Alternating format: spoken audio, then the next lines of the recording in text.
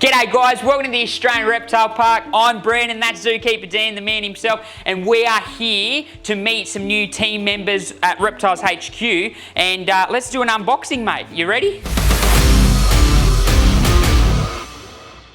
Oh, mate, Dan, what have we got in these boxes? Alright, so we've got two animals from our friends at Taronga that have arrived today. Now, what would you want to start off with? Non-venomous or venomous first? Oh, we're professionals. We'll go non-venomous and then work our way up. Alright, can I trust you? Oh, of course you can. Cool, this is one of the coolest reptiles you're ever going to meet. Oh, there you go. I feel like this is the biggest stitch up. I'm going to reach my hand straight in and it's going to be the venomous one.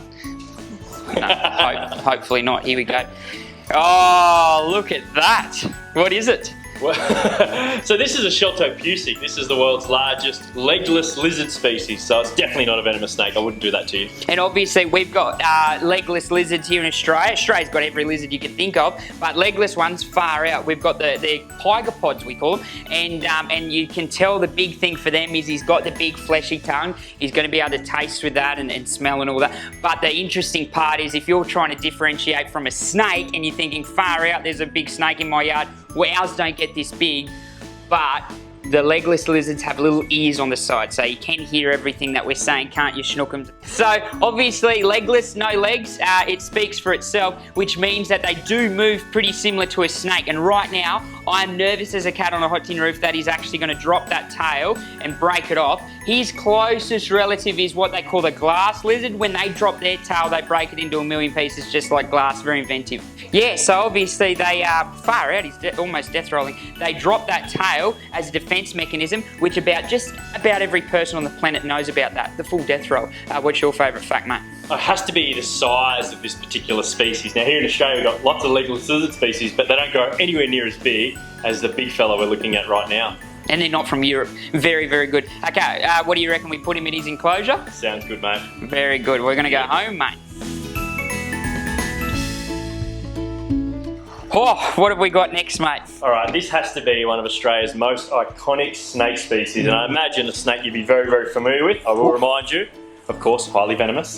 And of course we can see it too. There you go. Very, very good. So highly venomous, and this hook actually matches the snake. We did that on purpose because it is a red-bellied black snake. As you said, one we both know very well growing up on the East Coast as cheeky little reptile boys, but far out, that has got to be the prettiest snake in Australia just about, and he knows it. He's just beautiful, absolutely. What's your favourite thing about him?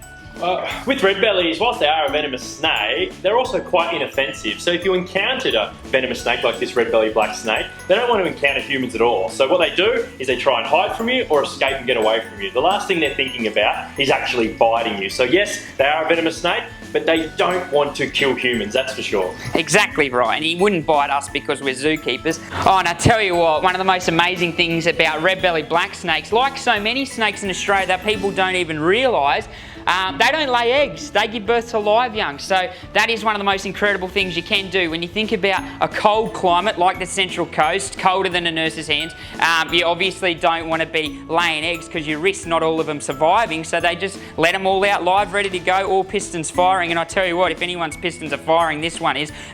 He's really excited to go home, isn't he? It's time to get him in his beautiful new home, I think. Let's do it. Okay, see you, mate.